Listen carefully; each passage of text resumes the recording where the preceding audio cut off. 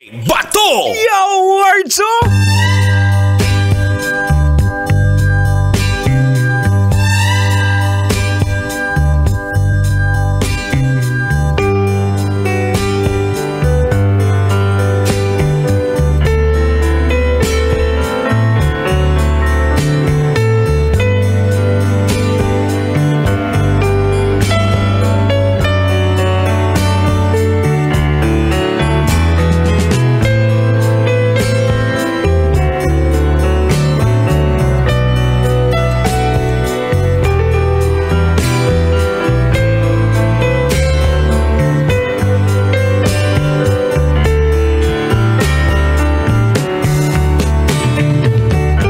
Usa kaming gabi mga angkol ug mga auntie at syempre sa ating mga pamangkin.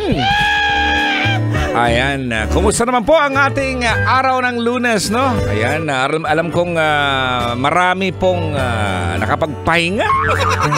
Kasi ang ganda ng panahon kahapon, no? And of course, no, maganda yung panahon, especially dito sa may Metro Manila siguro, sa may Bacoor area, pero may bandang sa may Rizal at sa may Quezon. Grabe ang hagupit ng bagyong si anong pangalan ng bagyo na yun, Peter? Argon? Agha?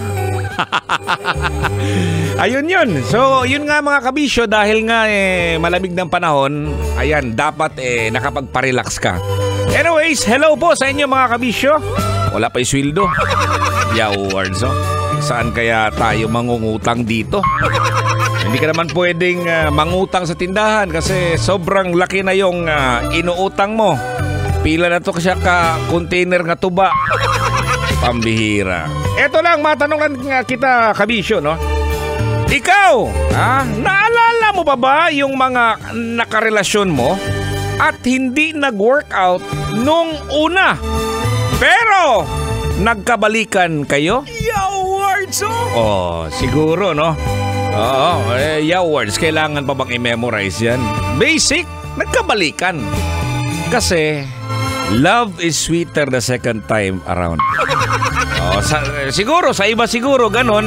Kasi sabi nga nila, may mga pagkakataon kasi unang-una siguro nagkaroon sila ng relasyon, medyo bata pa yung babae, kaya bata pa yung lalaki. Kumbaga, batang isip, di ba? So, hindi nag-click yung dalawa. So, kailangang magkaroon ng maturity, no? Of course. Kaya, ito yung pag-uusapan po natin mga kabisyo. Hindi po yung nagkabalikan, pero ito yung what if, no? What if gusto mong balikan yung nakaraan? Yawards. Diba?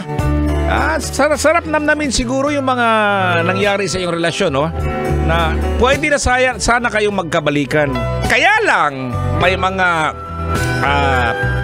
mga pangutana nga gatangag og dakong ganti. Kumbaga hindi natin alam kung bakit ganon. So ito yung nakapost po sa ating fan page mga kabisyo, no? Mga kinatatakutan once you enter in a relationship.